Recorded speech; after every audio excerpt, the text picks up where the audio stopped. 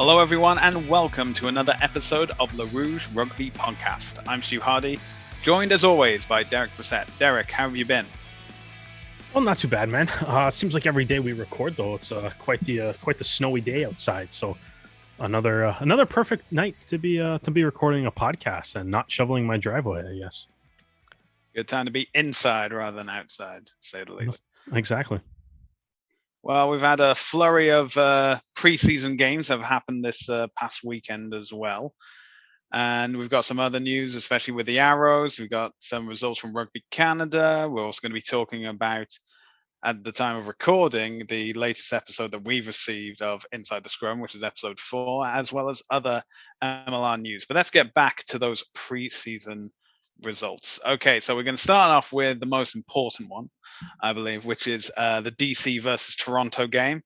So the Arrows flew down to the US capital to take on Old Glory, and the final result was DC 17, Toronto 47. So definitely not bad at all. The Arrows definitely with the momentum going into the season. We also have some other results from across the league as well. We had in San Diego were hosting Austin, and the result was San Diego 10, Austin 12. Then we had the big Seattle fixture, Seattle Seawolves versus Seattle RFC. The Seawolves came away the victors, 76 to Seattle's 8. Then we had a preseason game that wasn't a game. It turned out to be a practice between Dallas and Houston.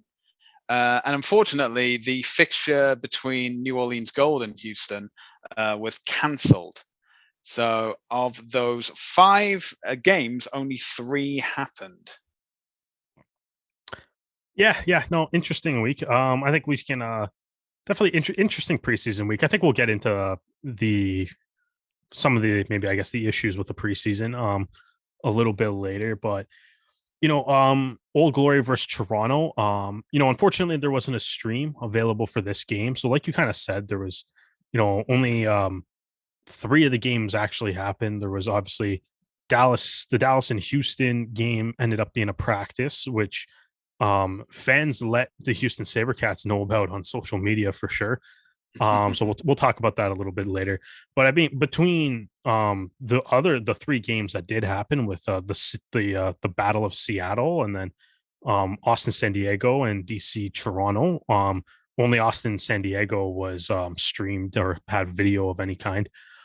So for the Toronto DC game, so obviously Toronto huge winners, 47-17. It's always tough to kind of take results of preseason games too seriously. Like if you're a DC fan and you see this, it's like I wouldn't panic or anything. It's just it's a preseason game. And like so either way though, we got tries from Matt Hood for the Toronto Arrows. We got tries from Matt Hood, Gaston Mirez, Ross Brody had a pair, Jack McRogers had a pair, and Samuel Mace had the final try. Will Kelly went 6 for 7 off the tee for his conversions to tally up to 47 points. Like I said, the game's not filmed, or the game probably was filmed because coaches obviously are evaluating the tape of that. But the game wasn't streamed. So it is in a way kind of difficult to necessarily analyze the game. Other than the fact that Toronto apparently just scored a whole bunch of tries.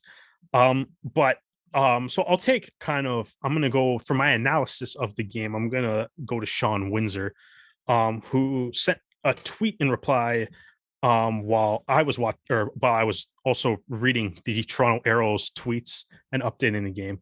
So Sean Windsor, Windsor 19 on Twitter, former Arrows player, current head coach of the Brock Badgers. He says, winger try, fullback try set up by Marchie, who fits the role of a player who'd be in the outside channel of a 1-3-3-1 attacking scheme. Sounds like some wide, expansive attacking rugby to me. And then obviously in the second half, you kind of look at the Arrows notes. There's tries off mauls, there's tries off scrums. There's, and a whole bunch of the names that are picking up tries, as I just mentioned. Jack McRogers, getting a pair, like a lot of like forward heavy Jack McRogers, Samuel Mace, forward heavy tries being scored. So just kind of reading about the game, it seems like it was a pretty good night. I mean, obviously in the past we've seen Peter Smith's kind of style that he prefers to play from his time as the attack coach, what kind of attacking schemes he likes to run. And it is very wide and expansive and a very exciting brand of rugby. So it sounds like the Arrows are continuing this, but also obviously a big cornerstone of the Arrows game has always been the strong play of their forwards. So kind of nice to see that clicking on all cylinders as well. That's kind of, I mean, Stu, do you have any thoughts on the game? I mean, it's the kit looks amazing. Oh God, like in yes. person. Yeah, Like now we've actually seen it on players in play. It looks fantastic. It looks Great phenomenal. I like that's another thing too. It's like I think from the kid announcement, now that I guess there's a couple preseason games, but also there's a lot more like marketing and like photo shoots and stuff that have been kind of being shared across social media. Dallas's heritage jersey that came out after too is amazing. Yeah, that looks really good. Might be the best kit in the league now. That's amazing. I can't wait to see that one. Nola's away kit didn't look anywhere near as good in the computer picture as it does in real life. I know this is why I said like black and gold, great combination. No, it works, and it's like the gold, like some of the pictures that Nola was sharing and stuff. Like the gold is like shiny, like it looks so good. It looks like gold. Yeah, no, it looks exactly. It looks so good. So a couple of those kits, but the Arrows away kit in this game, it looked amazing. From the pictures. That's nothing else I guess we can really analyze from it because we didn't get to see it. Stu, any thoughts? Well, that's the thing. It is a reminder to everyone, both to like DC fans and Toronto fans, to take this result with a pinch of salt. It's been noted that Old Glory were fielding several newcomers. We got the lineups. We got the actual lineups at least. Not every game. Not every game did that. Yeah, which is true, but it's also things like John Lefebvre, Labby, Corey Larby, Jack Russell. These are all starters for DC.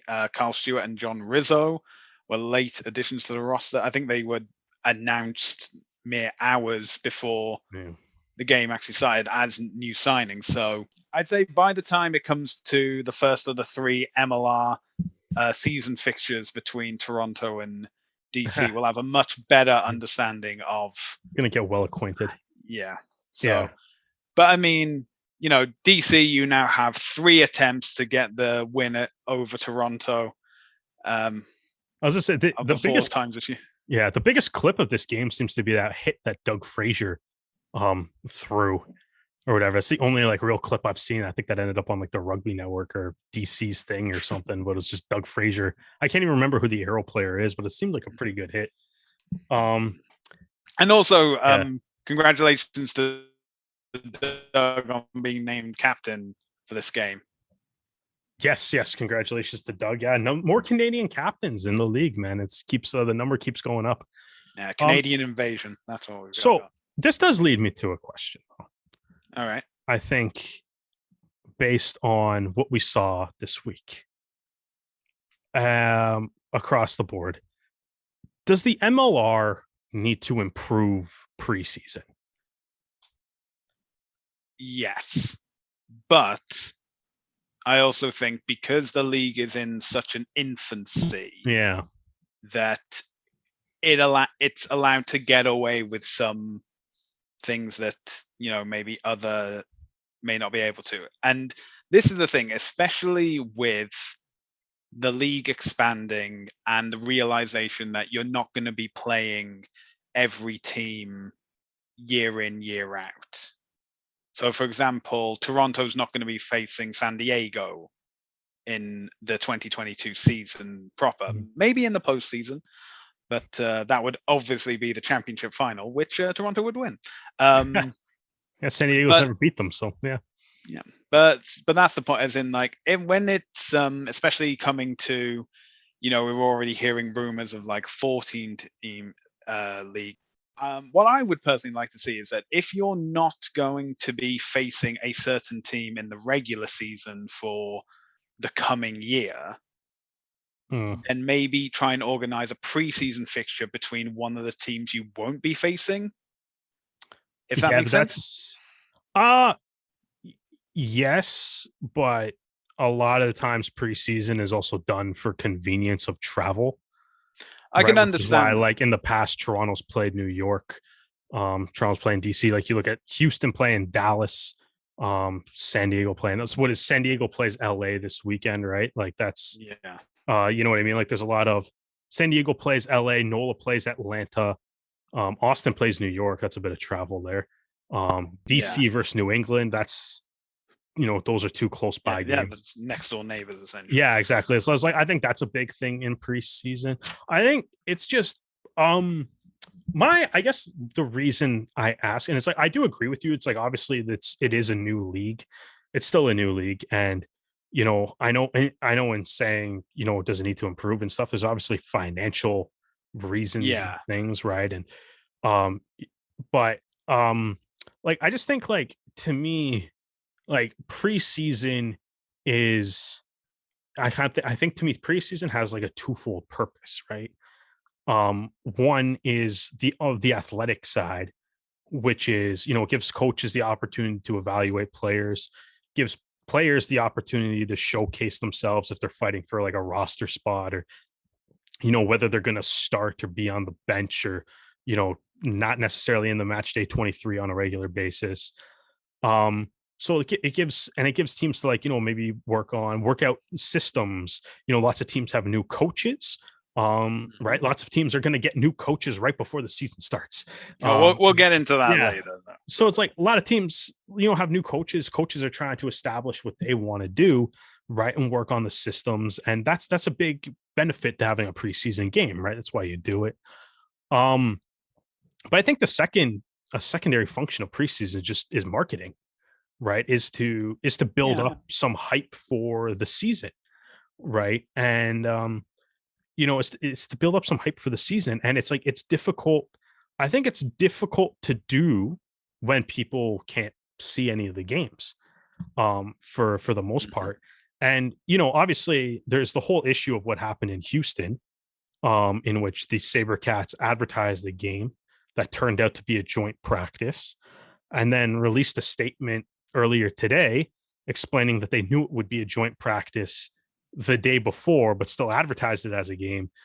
People showed up expecting a game that wasn't what it was. And there's a lot of angry Sabercat fans right now. Um, Probably some and angry Dallas fans as there's well. and there's angry Dallas fans too, right? And I mean, like when I say like it's part of like the marketing and stuff too, like you look at the like the Facebook posts and stuff for like the Houston Sabercast, the comments on their social media. People were saying that they brought like people that have never been to a rugby game before. That was going to be like the first game, and you know, and might have it might be something that turns fans off from coming or whatever, Yeah. which is super unfortunate. Um, and which is super unfortunate, but it also goes to show you that, like, listening, like reading some of those comments, and I mean, you could probably take them seriously or whatever, but you know, it does go to show you that, like, if you're gonna play, like, no matter what, it's probably somebody's first game, Yeah. right? Like, I mean, hey, like, I bet you there's somebody at the crowd in DC or the crowd in San Diego that hadn't seen a rugby game before either. Hopefully, those people had a good time. Hopefully, those people will want to come back. Um, but I just like I think it's like it's just if you're looking at it from that perspective, that preseason should also be used for marketing. I don't think I don't think the MLR hit the mark on that this weekend. No. Because, and like even if you go, like, I'll use the Austin San Diego game because it was the only game that was streamed. Um, right, and the stream is fine. Like, I'm not, and the stream was good. Like, I'm not asking for, like, full like Fox Sports like production Yeah. on it or whatever. It was what the stream was exactly what you would want from a preseason game. Like, no commentary, you just hear the sounds of the game. And like that's and you just get to watch the game and see the game. And I think if like new for certain fans, like that's a really enjoyable thing. But it's like again though, like if you kind of look at the game, um, it's I don't know how like that Austin San Diego game would have gone over with like a new fan either, right? Because there's no rosters posted, no lineups. If you looked at what Austin was wearing, like they were wearing kind of a mishmash of kit um from previous seasons. So it's like you have the first try that Austin scored in the game was scored by Zinzan Ellen Puddick wearing as a winger, playing the wing, wearing a number 7 jersey with Abdul Monum written on the back, right? Which that's not his name. No. And that's not his name, nor is that the position that a number 7 should be playing, right? There's also like I look at a moment like there's a scrum in the 13th minute where the Austin's front row is one like the numbers of the players. So Austin's front row is 1, 6, 17. The 2 locks have no numbers. The flankers are 18 and 20. The 8-man is wearing 1, so same number as the loose head prop. The scrum half doesn't have a number. The fly half's wearing 10. There's a center wearing number 6. So again, the center and the hooker are wearing the same number, and there's a wing wearing 7. Which like I and which I would imagine would be confusing to any new fan that maybe was interested and happened to tune into that, seeing guys wearing no numbers, seeing multiple players wearing the same number. And I even kind of look at America's Rugby News has like I guess like a recap of the preseason action. And at one point and in the article, it says there were also 5 San Diego players we could not identify with no lineups posted. And it's like, if you look at that and it's like, if America's Rugby News is like the pinnacle of media that covers this league, right? Like one of the most like prestigious media outlets that covers Major League Rugby, incredibly knowledgeable, right? And it's like if America's Rugby News doesn't know who San Diego has on the field, like what chance does a new fan that happened to be tuning into that have? Yeah. I don't know. Like I feel like I get it. Like you said, it's like it's a new league. I just think like you know what I mean. Like it's not that it'll happen for like next weekend, but I don't know. I feel like it's not necessarily an area to be overlooked because I think if you do it right, it can help you in your marketing, right? And if that could just be as simple as like in all honesty too, like I can even forgive something like the Houston Dallas thing. Hey, if the stream didn't work, I used to be an AV tech at a major event venue in Toronto or whatever. I get technology failing on you. Like Yeah. I can forgive the stream not working, but it's like you kind of go kind of across the board and it's like teams not really posting lineups. There's really hasn't been any publicly made available video for a lot of these games and stuff. And the one game that it was, because there's no lineups and players are wearing jerseys that aren't theirs, like for a new fan, I could just see it being confusing to me, Yeah. right? So like I don't know. I think it's I don't know.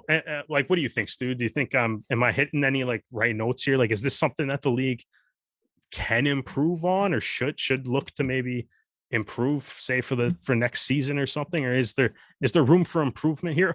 I mean, maybe the Houston thing aside, because it sounds like there was a bit of an issue with how they advertise that and their fans aren't happy, but Yeah, I think there needs to be a better structure in place for preseason fixtures. Now, obviously, with 13 teams in MLR, and if they're playing within the league itself, there's obviously going to be some clashes. One team will have to play a minor league team, as shown by Seattle, who had to play Seattle.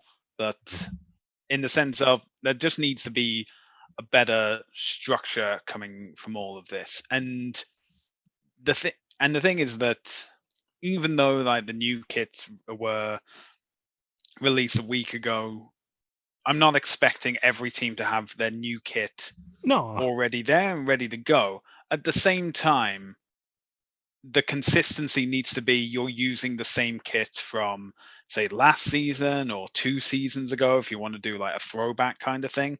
The issue with Austin is that they were mixing it between the 2020 kit and the 2021 kit, which is probably the reason why you'd have players wearing the same number or having the wrong name on their back. And it's sloppy. It's just shows a lack of professionalism by just having that. yeah, the random kits. Yeah, Yeah, just yeah. So it's pretty disappointing to see. And again, yes, I think maybe proper planning, deal with like the rugby network or something like that to say yeah. all preseason games will be shown here unless a local deal can be established. Um, and again, it's all like take it with a grain of salt. These games say maybe they'll say like okay, they won't have commentary on them, or they No, and I think that's fine if they don't have commentary and stuff. It's just like no video is kind of weird though.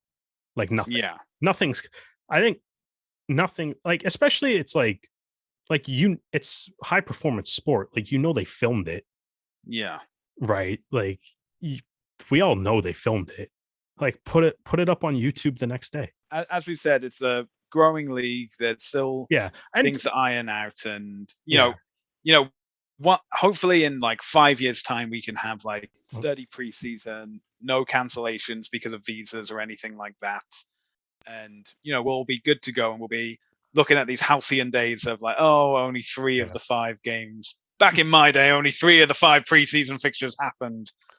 Yeah. And I mean like in saying this, like I'm sure there's reasons for it.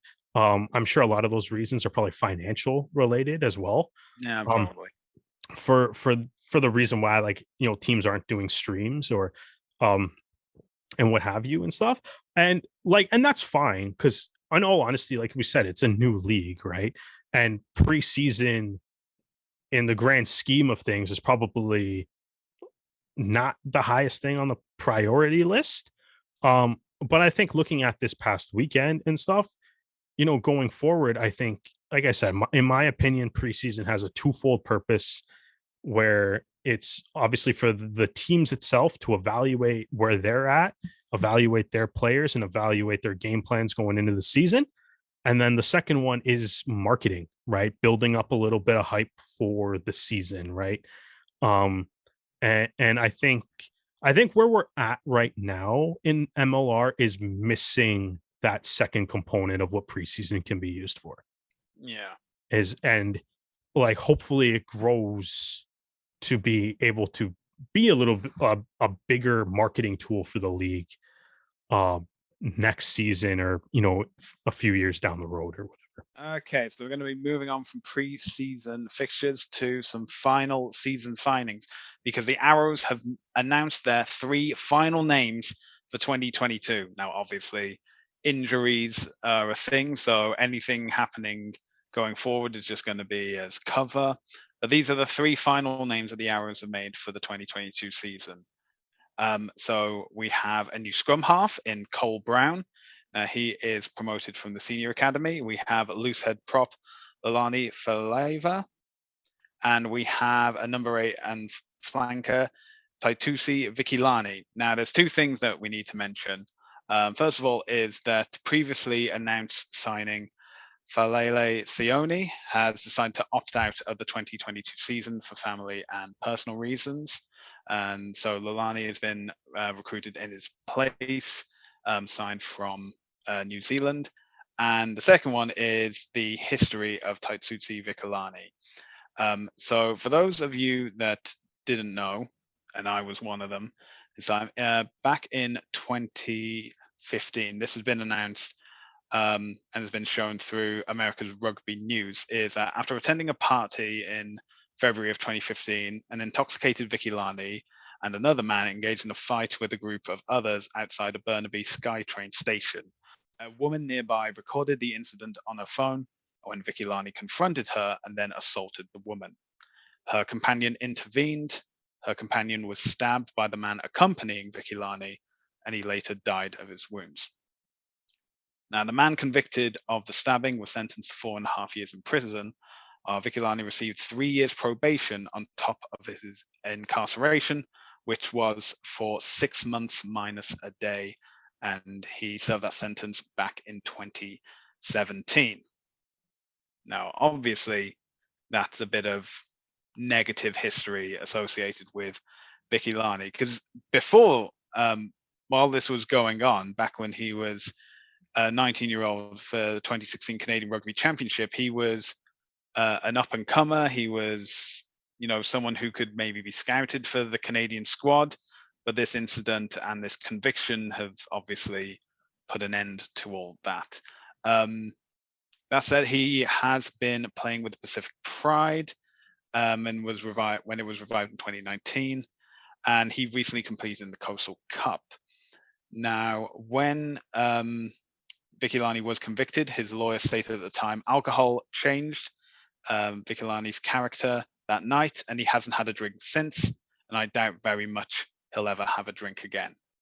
As a result, the Arrows have released a statement talking about that, he was a teenager, he made a mistake, he's taken responsibility for his wrongdoing, he's paid his debt to society, and that how it's made him become a better man both on and off the field. They also say they conducted due diligence prior to signing Taitusi. They spoke to members of the senior staff that spoke with Vigilani's current and former coaches and teammates, and through many conversations and the feedback they received that was consistent across the board, they recognize him as passionate, hardworking, and has demonstrated strong character. And he's a respected teammate both on and off the pitch. Now, the final paragraph I'm going to read verbatim from what the Arrows posted. Taitusi's mistake will always remain with him, and he does not hide away from this.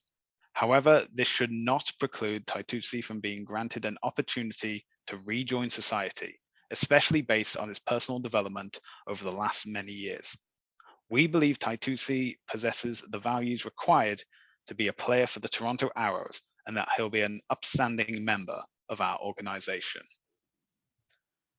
And one more thing to mention is that because of his conviction, Vikilani will not be able to enter the USA, and so he cannot compete in any of the Arrows road games. So the earliest he can make his debut will be at Starlight Stadium on February 11th, or back in Toronto for the remainder of the home games. Now, this is a very difficult subject to go over. Obviously, the Arrows have understood that there is going to be feedback because of this, and certainly if you Google Taitusi's name, the first thing that comes up is the announcement of his conviction and his sentencing. Then again, you also have the fact that he has served his sentence. He's played with and been coached by many people within the Rugby Canada organization and the Arrows organization, who have given their own personal recommendations of why he should be playing with the Arrows. And at the same time, you always have the court of public opinion, and that some people may say that no matter what he does, he still, in their eyes, hasn't paid his debt to society, and it's always going to be a complicated matter that comes up. Like, certainly any time that we mention the Arrows are going to be playing any of the US teams in the United States, it's going to come up that Vikilani won't be able to go with them. Yeah, it's like I said, it's a very difficult thing to go over. Now, obviously, me being the non-Canadian, had no knowledge of this prior to the announcement and the statement being released. But for those that have been within the rugby community within Canada over the past 5 or 6 years now, will know about this incident. So, Derek, is there anything you'd like to say? Yeah, yeah, I think when I saw the signing announced, I was surprised. The first thing I thought of was just was knowing that that's what his history is. And I was curious to see like kind of if the arrows would address that, and they didn't mention it in the initial release that I announced his signing. But then they've released the statement that you've read there through America's Rugby News, and so yeah, like you said, it's like that part of their statement where it's like he does not hide from it, and it's difficult too, like you said, Stu. If you Google his name, you're met with you know like plenty of articles, pages worth of Google. you know you have to go pages of Google to get to like just rugby stuff about him. It's there's even like just if you just Google his name, it's like you not only see like a lot of articles from CTV News out in Vancouver, CTV News in BC in general, that were covering the trial. You find there's a lot of newspaper articles that covered it. There's even like a TV documentary series episode on the case as well. Like there's a lot of media that is out there covering Vikilani's his trial and his inevitable conviction of manslaughter. So it's obviously difficult to avoid that. And like you said, it is affecting him still. It's obviously going to keep constantly affecting him. Like you said, he can only play half the games. So that is going to be something to take into consideration as well. The arrows in their statement talked about, I guess, the fact that they talked to a lot of his former coaches and teammates, a lot of which are on the arrows. A handful of his former teammates would be on the arrows. Obviously, his brother Siaki is on the arrows, and it's like I guess they seem convinced that this will be good for their organization.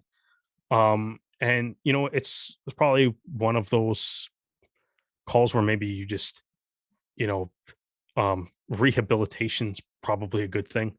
But you also like you can't be wrong on this call either, right? So like it is a tough it's like you said, it's a tough situation to kind of go over for sure.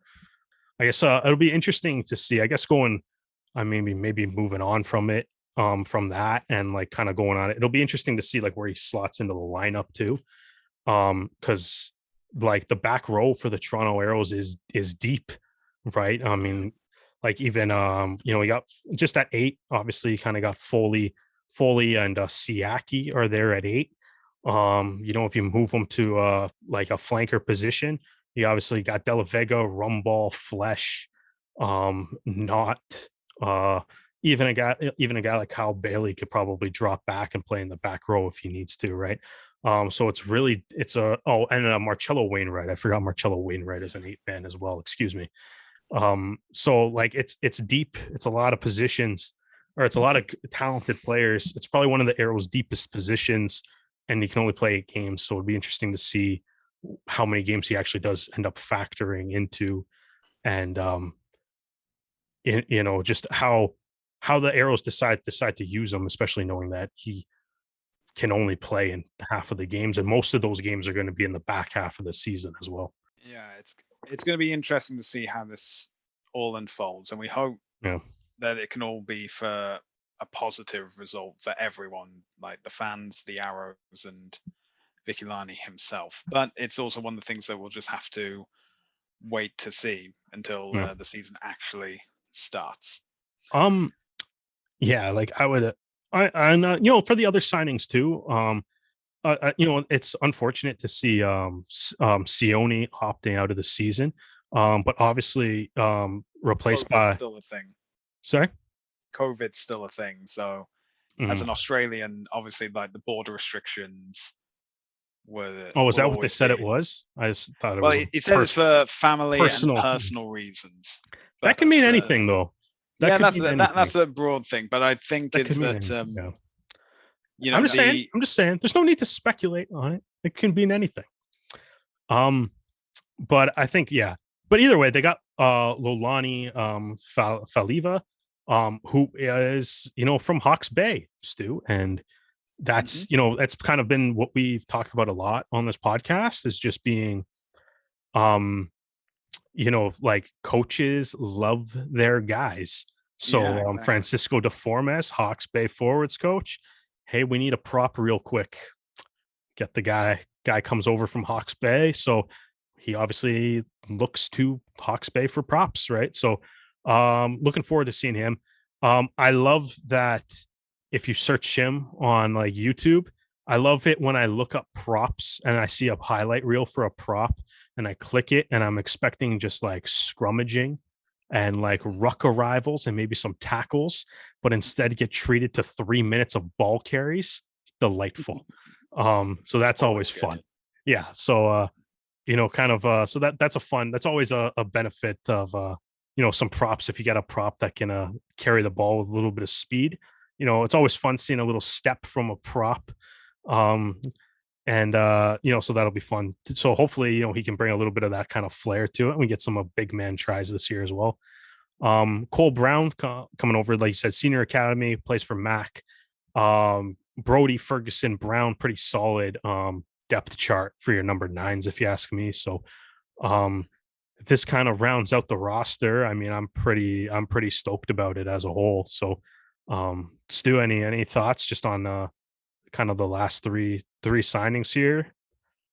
Yeah, I think it's great signings to have. Really fills out depth and options available for the Arrows, especially considering certain players won't be returning for the 2022 season. So, I'm excited to see, and I'm always going to be happy to see senior academy players make Mhm. the step up to any MLR team, never mind the Arrows. But I'm just really excited for the season. We've got about, what is it, like fewer than 2 weeks to go, I know that's and the only thing that the preseason game gave me. I was just it's I'm like jonesing, man. jittery. Yeah, Need a exactly. hit. Yeah, exactly. It's like, hey, do you guys have like You I got was any? really Got being any like, more of those Arrows games going on?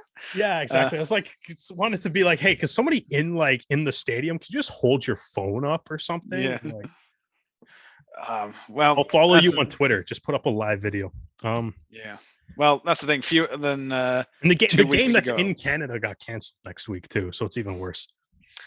I know. But that's the thing. We've got fewer than 12 days at this point until the I new know. season of MLR. So really excited for that, Counting and down, yeah.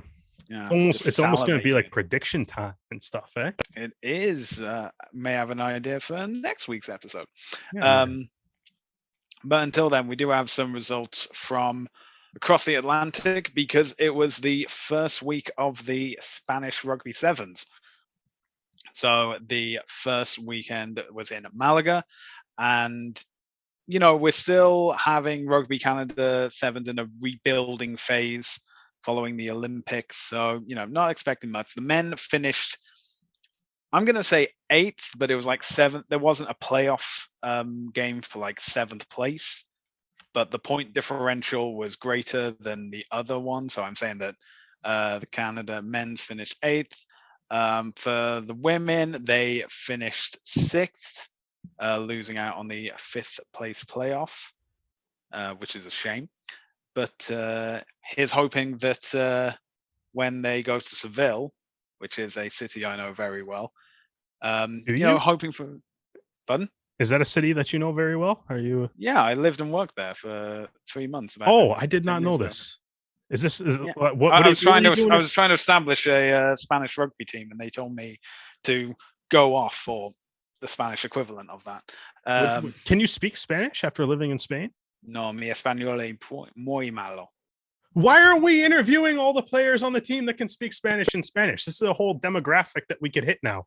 Why haven't you told me this? If you knew Spanish, you would know what I was saying and know why we're not interviewing them in Spanish. Oh, am I good? Oh, am I? Do I have to like erase that now? You don't have to erase it. It's a fun Easter egg for all our Spanish speaking listeners that have very diligently learned English enough to know Oh, that. are we going to get banned from We're not going to get. It's posting not content? Like offensive. It's not. How bad was the thing that you just said? I just said my Spanish is really terrible. Oh, okay. So all right, that's fair. Um, Yeah. mine is too because I had no idea what you just said. Exactly. But yeah, that's better than mine though. What were you doing in Spain? Now I'm curious. I was actually this is weird. I was working for Seville Football Club Television on like a 3-month internship. That sounds cool. Back when the UK was in the EU, I could do these kind of things, but oh wow. now we're not. Anyway, we have to dive into this more one day. We don't have to. Yeah. We'll get, but I'm going to get you to interview Tommy De La Vega in Spanish on our podcast. Oh no, I don't think anyone wants to hear. Not Tommy, not us, not our listeners or viewers. But anyway, something that I can say that is conclusive is that we mentioned last week that the Vancouver and Los Angeles Sevens tournaments had been postponed. We have now been given dates for them. So the Vancouver Sevens have been moved to the weekend of April 16th to 17th. And interestingly, Los Angeles now becomes the finale of the World Sevens Series for 2022. And it's rescheduled for August 27th to 28th. Now, this is probably something that none of the teams want because this is placed between the Commonwealth Games, which has sevens in it, and a lot of teams will be taking part in that. And it's also, I believe, just before the World Cup sevens that take place in South Africa. There's a lot of sevens this year. Well, now that certain countries can host again, because, well, I mean, like last year, we just had the Olympics and Vancouver and Edmonton. Mm-hmm. So of course, we're about to have our 4th weekend. So of course, there's more sevens rugby than last year. But I think, I think it's going to be really tough for those teams, especially the teams that are going to be both in the Commonwealth Games and in the World Cup games as well. Because, I think if I remember correctly, the Commonwealth Games are the end of July. So you would have a month until the LA Sevens, and then it's gonna only be like a week, 2 weeks until because it's the first full weekend of September.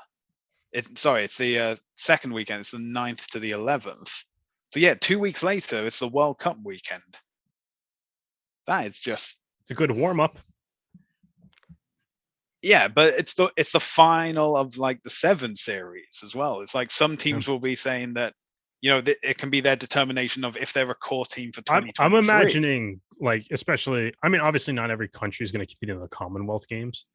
Right. So it's like that's a week off for a lot of teams. Yeah, but if I know you're from Britain, but you have to remember that not every country is part of the Commonwealth. But hang on, no. Okay, no. you continue your point, and I'll allow you to keep digging your grave. It's fine. Carry on, Derek. Yeah. But it's yeah, so it's like that might be a break, but then I don't know. It's a big tune-up game, I guess, before the World Cup, right? So, which I mean, the World Cup is really just a more important sevens tournament. So, I'm like, I guess that might be downplaying it a little bit, but it's like I'm sure they're capable of playing those tournaments in quick succession. I'm sure coaches are going to rest guys and depending on the actual circumstances. Also, you forgot to mention that the USA won the women's tournament this past weekend. Yeah, that was which just to be clear, I hate, but it's also kind of cool. So we'll congratulate them through gritted truth. Yeah, as I say, we'll congratulate them. I still hate it, but we'll congratulate them. It's always Team North America. Well, you gotta support, I guess, on the global stage, but I still hate it. So okay, but good for them. So the point I was making for the Commonwealth Games is that so these are the teams that can take part in the Commonwealth Games and are taking part in the World Rugby Sevens as well. Okay, we'll start off with the obvious: England, Scotland, Wales, Canada. Every Commonwealth country here. Yeah, I am, because I'm going to show you Fiji, Australia, Yeah. New Zealand, and the Blitzbox, South Africa. Yeah, there's a I've lot of just listed 8.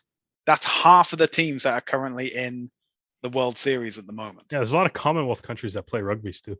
Yeah, I wonder why. Yeah. But anyway, that's what I mean, is in like so much effort going into these big tournaments, and then instead of having the like 6 weeks to prepare for the World Cup, you suddenly like said this is the finale of the World Series as well. It's 2 weeks before the World Cup. Now, for certain teams, that's not going to matter one bit because they're already core teams. But if you get relegated out of that, you then have to spend the next year trying to get into the World Series as well. So that's what I mean. That's what I'm saying. Like South Africa, Australia, New Zealand, they're not It's going to going to be a worry big about month. it. It's going to be a Yeah, big month for a lot of teams. Yeah. yeah. It's a lot So there'll be a lot of really important matches in a quick period of time. yeah, that's what I mean. It's like the added pressure of I get everything what you're else. saying. All right. Okay. Now you get it. Now you get it. Yeah, because now at the moment it's South Africa have got the most points of 66 because they've won. Well, technically they've won all the last 5 tournaments in the World 7 series. They've won both the Canadian ones of 2022 and both in Dubai and the first one of Spain. So they're doing pretty well. So, and also they're the host of the World Cup in September. So, no pressure, lads. Sure, you'll be fine. Okay, so we talked about over in Europe with Rugby Canada, maybe even South Africa as well. Now we're going to bring it back to North America because we've seen episode 4 of Inside the Scrum with the Austin Gilgronis. This is focusing to. It's now coming towards the end of the season. They've just had the game against Utah. Adam Gilchrist has been on the line saying that he's not happy with how the team's been performing, but the guys are starting to turn things around. They're starting to get back in the win column. And then they had their final home game of the 2021 season against Toronto. We don't need to talk about the score of that game. And I was gonna say that was my one reaction watching this video or this episode was like I forgot how bad that game was. Like I felt like revisiting like a repressed memory of just I forgot how bad that game was. You don't have to rekindle that memory if you just skip to the end. That is the end, though. That is no, as in like they spend a good 2-3 minutes talking about the interception try and stuff like that. I'm like, no. I've seen how the song and dance goes. Let's just let's get to how they're feeling after. It's even worse though too because they spend the entire episode talking about how they can't score, and then they get to the Toronto game, and all they did was score. I also and it was just I was like, I didn't need to watch this episode. I could have just skipped episode 5. I like how the fact they don't mention at all Toronto's circumstances for the 2021 season. They're just like, and coming into Austin is Toronto for the final home game of the season. It's like, they've absolutely dominated them. I'm sure they've done that many times over the past few years. Yeah, exactly. Yeah. I was saying like, you don't need to do the drama of Drive to Survive to like get people. Maybe do a bit of the backstory a little bit, just a little bit. But I mean, that's a good point. It's like they didn't really. I mean, maybe we're just saying that because we're Toronto fans and none of the fans of any other teams are biased. How dare you imply such a thing? But no, they really didn't mention it. And it is interesting because I think like, I mean, like say like MLR is successful. And we're looking back at this league like in 30 years, being like, I feel like one of the things you're gonna remember is like, hey, remember that one time that like Toronto had to play an entire season in Atlanta because we couldn't go outside. And it was. Hey, you want to talk about repressed memories? I'm pretty sure 2020. Oh man, 2020 and 2021 will be repressed memories. Yeah, exactly. So yeah, other than like, I mean, I thought the episode was good. because this episode really focused on the coaching staff a lot. And I felt it was kind of interesting how the episode sort of started with, Adam Gilchrist making a phone call being like, hey, like we need to trade for like a fullback or a flyer, somebody that can make a difference when they get inside the 22. Um, to kind of linking into the coaches trying to be like, well, how do we create more offense? How do we end up scoring? And obviously the episode kind of concludes where they put up a massive total against the Arrows. But I'm curious to see how this is gonna like link together at the end when, as we all know, the way the season played out is that Austin's gonna miss the playoffs, and it's gonna be because Utah scores in bunches and they had so many more bonus points, and the bonus points put them out of reach of Austin. So I'm kind of curious to see, since they have made their Austin's lack of ability to score, since they've made that a big part of the storyline. I'm curious to see how that actually is going to wrap up when it hits the end of the season. Um, Also, I thought Sam Harris addressing the team for making a dumb penalty by saying, "I didn't think I have to coach that, but apparently I do," or I didn't think we have to coach that, but yet here we are, or whatever, in the middle of the dressing room at halftime, and it was hilarious. Um, Yeah. the Honestly, I think the show needs more of that, just like coaches like laying into players at halftime and stuff with hilarious lines like that, because that was pretty. They should have showed the penalty too, though, because I don't remember what the penalty was. But Yeah. And I think one thing that needs to happen, and this is something that's not just from inside the scrum, it's also from um like social media posts and things like that, is that MLR needs to get a clean feed of their games. And what I mean by that is that you need to have a feed that doesn't have the scores, the timestamp, um, any graphics on it at all, so that when you do these kind of replays, you don't have to zoom in to crop out hmm, the score line. And that sounds like a lot more money, though, Stu. well, it's really, if you're doing a live feed anyway, what you're getting from the Hmm, live feed before it goes onto television is the clean is the clean feed. So basically, you just need a recording of that, hmm, and then you also have like the match recording as well. So then you can just have both recordings. So you can have one for historical purposes, which would be the clean feed, and then you have one for the monetary purposes, which would be replays and things like that. And it also means that when you do things like um, the slow mo tries and things like that, those are all clean feeds because there's no graphics on hmm, those. And again, you can say that, okay, because the league's in its infancy, you can kind of get away with it. But if you want to do more shows like this, MLR needs to have clean. And if you want to do it focus on the Guild team, so the Guild Gronies or the Guild Teenies, if they want to put the money up to get the clean feeds, maybe Adam, maybe you can swing a little money that way, possibly, maybe. this guy does one 3-month internship for a soccer team in Spain and thinks he knows everything about TV production now. Uh, that's only the beginning of my TV sports career. My first job after university was working on the Premiership final at Twickenham. Oh, geez, So where are these? Why, like, how? Stu, we have a podcast. You're supposed to tell stories. How, like, why are you holding out on us?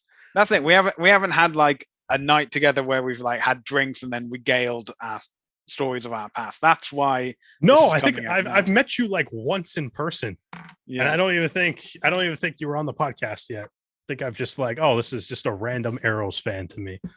But little did I know at that time. I don't know that you never met Dan either. I don't think, did you? I've met Dan now because I met Oh, him you've at met the Dan. rugby rally. But Right. while we're on the pod, no, we didn't. But then again, that is the state of the world at the moment. As in, if it hadn't been for COVID, maybe we would Yeah. have. Well, first of all the Arrows games of the past 2 years would have been at home, and Uh, Yeah, it wouldn't apparently be the we same. need to hang out more, man. We got to flesh out some Premiership Twickenham TV stories. Absolutely. What game was it? Like So, what year was it? so this is 2012. So this would have been Tigers versus Quins for the 2012 Hmm. title. Ooh. See, that could be an interest. See, because like MLR players played in that game, so we could like tie it into what we talk about too. Exactly. Hmm. All right, but that's for the future. We're gonna quickly go over Apparently, we need to the. hang out more. Yeah, we actually need to hang out in person Yeah, once because we. By hang out more, I mean like and yeah, at least one more time. yeah.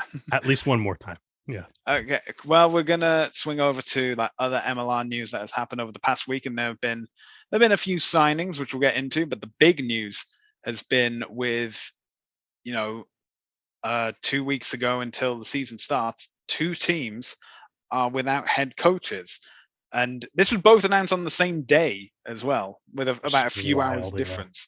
So, first of all, in the Eastern Conference, the head coach of Rugby ATL, Scott Lawrence, has resigned from the organization. Rumors being that with the change in ownership group, there was there were disagreements of how they wanted the team to progress, and Scott Lawrence announced that he would be leaving the team. Um, Yeah, wild. that is pretty wild because this is the Eastern Conference Yeah. champions and now going in without a head coach. And again, I cannot state this enough. It's less than 2 weeks until the season Yeah. starts. Yeah, Um, exactly. It's so yeah, just a weird situation in general. I mean, like they're owned by the Free Jacks now too. That's just another wrinkle in that. yeah, Or the same group that owns the Free Jacks, I should say. Not that the Free Jacks do own them. Um, yeah, but then yeah, like you fire the I guess, or maybe not fire, but like yeah, the coach, the reigning Eastern Conference championship coach, is no longer the coach of the team 2 weeks before the season starts. But then, yeah, weird. Let's move to Dallas too, because it gets yeah, more bizarre. yeah. So that's the issue out east, and out west, it's basically been death by attrition at this point because Michael Hodge, who was appointed Dallas Jackals head coach, has had to sadly mutually Mm. part way with the club due to visa issues. And they actually released a statement saying that he's been trying to coach the team over Zoom from Australia, where his visa issues are ongoing because it seemed as though at a point he was like days away from getting his visa application interview sorted, and now though it's turned into several months until that appointment's coming through. So they just had to make the decision, and Michael Hodges agreed with them that he's not going to be in a position to be able to be the head coach for the Dallas Jackals for 2022. It Yeah. does mean now that if Scott Lawrence does want to join an MLR team, there's now a very convenient place available with Dallas. I'm not saying that's what's going to happen. No, that'd be Although I will point out that wild. Dallas and Atlanta will not face each other in the regular season. In all honesty, though, I do not. I saw that somewhere else, but I don't think that would even matter if that ended up happening. Like, why would you care or whatever? Go That's beat. true. I was gonna say, I feel like a lot of coaches or athletes like that mentality is like, yeah, we'll go beat them or Yeah. whatever, right? Like the kind of um I would be honestly though, like I would be if you're rugby ATL, I think you'd be more nervous about playing a Scott Lawrence coach team. Because anybody knows how to beat rugby ATL, it's going to be him. Yeah, it's going to be the guy who got them to Who the designed rugby ATL, final. Yeah. yeah, from the ground up, pretty much too. So, Yeah. but yeah, wild. Yeah, It again, seems as though that yeah. ATL. There's always one. Like Yeah. every year, it seems like there's always one. Yeah, Like, but it was also a case of like ATL put out a statement thanking Scott Lawrence for his time with the yeah, club, and that they were also going to announce a new head coach in the coming weeks, whether that's mhm. permanent or interim. Well, they've got a I'm gonna su- preseason fixture coming up, so yeah, I'm gonna say someone's it's got to interim. coach it. Yeah. Same with Um, Dallas. Dallas said they were going to have to announce. I mean, I'm assuming they're going to announce a coaching staff too, but or a replacement, but I don't know. It's a fascinating thing to see sometimes with how I mean, Yeah. visa issues, even pre-COVID, visa issues were always a thing in Oh MLR and God, yeah. problems for it. COVID's probably just making it worse too. Um, but yeah, Scott Lawrence though, that'll be interesting. I that'll be interesting to see where he ends up or what he decides to do with his time now. So ongoing, definitely an ongoing story for sure. We'll kind of see what happens. Could be yeah, there's always some drama in Major League Rugby. Yeah. No, never a boring day with MLR. No. We've also had some player signings. There was obviously far fewer than the past few weeks as we get ready for the season to take place. Thomas Oake has joined San Diego from North Harbor. Joining him is Jale Railala, who's joining him at San Diego, this time from Glasgow Warriors. Yeah. Um, California becoming the unofficial home of Canada and the Glasgow Warriors. yeah, sometimes both. Um, Sometimes both. Yeah. Cole Zarconi has joined Seattle from San Diego, so we have some arrivals and departures at San Diego at this point. A big signing, surprise, surprise, for LA, as Tom Mitchell is joining them from England and Team GB Sevens. Dean Muir is joining Houston from San Diego, and player that we mentioned before, who was announced just before the Old Glory game with Toronto, John Lefebvre has joined DC from Nova Rugby. And announced today, we have 3 new signings for Houston, all from different clubs. So Aaron Mitchell has joined Houston from San Diego. Fricky De Beer has joined Houston from LA. And interesting, Pono Davis has joined Houston from the SMU Mustangs football team. That's quite an interesting development. I know we've talked about crossover athletes in MLR before, and obviously with the Colorado Exos, now the American Raptors, but this seems to be a direct signing from another sport as opposed to going through like a mid team until coming into MLR. So that's interesting. It'll be he's listed as a prop, Mhm. so it'll be interesting how he makes his way. So as we mentioned, we got some MLR preseason games coming up, but that's not the only rugby that you can find on TV in Canada. After the Champions Challenge Cup, the 4th rounds come to an end. We are now back to the Premiership and United Rugby Championship just before the Six Nations occurs in February. And if you want to see those 2 leagues, you can watch them on Sportsnet. Japan League One has resumed in Japan, of all places, and you can It's fun when your watch brain that. starts a sentence but doesn't know where to go with it, right? Yeah. Um, and you can just find that on the Rugby Network for free. Just need to sign up. You'll have access to it. So we have 5 preseason And games for this is the weekend. second weekend of the Spanish Sevens? Is that That also will this be, week? yes. So that is the That's on Seville game. That is CBC. on, yeah, CBC. So Yeah. it's Olympic Channel. So you can watch it on there. It is, however, on European time.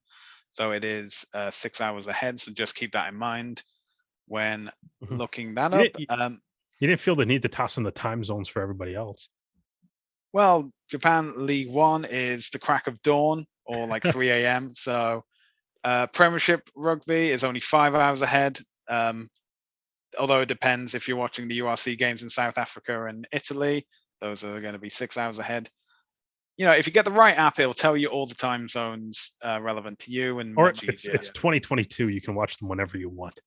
That is also relevant. I am not waking up in the middle of the night to watch Japan League One, but I will catch the highlights on the Rugby Network. So we have another 5 preseason MLR games scheduled for this weekend. Here's hoping that all 5 can go ahead without any issues. But we have on January the 28th, we have Old Glory DC versus New England Free Jacks. We have San Diego Legion versus the LA Guiltinis. And we have the Seattle Seawolves versus the Hartford Harpooners. And on January 29th, we have Nola Gold versus Rugby ATL and the Austin Gilgronis versus Rugby New York.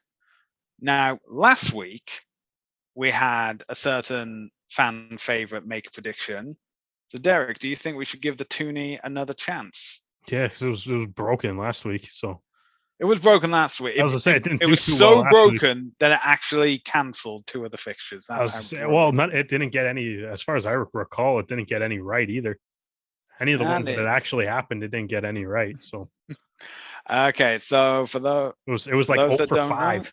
for those that don't know, heads means the home team wins, and tails means the away team wins. So we have DC versus New England, and the toonie says it's going to New England. Okay, San Diego versus Los Angeles. It is going to the Legion. It's a heads. Ooh, And so broken. okay, now this is where we can tell if it's broken or if it's working. Seattle versus Hartford. Big upset. It's going to Hartford. Oh, so it is working. It is working. Yeah. Flawlessly. Okay. Okay. All right. So Nola Gold versus Rugby ATL is going to ATL. And finally, Austin Gilgronis versus Rugby New York is going to Austin. There we go. All right. One more week until we're making real predictions. So hopefully Absolutely.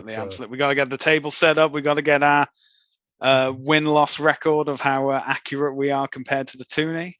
Oh, yeah. It's going to be fun. It'll be, yeah, exactly. Well, Dan's not here to bring the average down this year, so it'll be all right. I don't know. I think my predictions were absolute trash last year, so yeah, I don't know. I think especially in the first, well, that was the reason why we started the toonie in the first place, was because nobody could predict a game in the first like 6 weeks, and then we were like, I want if we just that was we very quickly got onto the mindset of LA win, so we'll pick that. Yeah, that was the hypothesis, was that if you can pick at, you have a better shot at just randomly picking a team, a coin flip, than actually making educated guesses or educated picks. Okay, so we're going to end the podcast there. Thank you so much for joining us. If you enjoyed this episode, you can listen to previous episodes on all our podcast channels, which include Anchor FM, Spotify, Apple Podcasts, all those fun jazz. And you may like to watch us as well, see our beautiful faces. You can see 4 episodes on YouTube. You can also find us on social media. We're on Facebook, Twitter, Instagram, and TikTok at the Rouge Rugby. Now, if you are watching on YouTube, you can see our social media handles down below. But if you're listening, you obviously can't. So, Derek, where can the fine people find you? Yeah, at Reset the Jet across everything that you can think of. Any platform. Reset the Jet. Easy to remember. Might not be easy to spell. It's on the screen, though. And if you want to find me, you can find me on Twitter and Instagram. My handle is Hardman, spelled H4RDMAN. Well, Derek, like I said, fewer than 2 weeks until we're back into the proper MOR season. We're looking forward to it, and we're hoping that you can join us next time.